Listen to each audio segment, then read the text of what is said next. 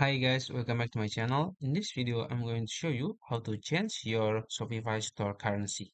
So it's very easy. First, you can go to your Shopify dashboard and then go to your settings here in the bottom left corner. After that, you can go to general here and then as you can see, there is currency display. And then you can see my default setting is US dollar. So I will change it. I will just click three dots here and then click change store currency.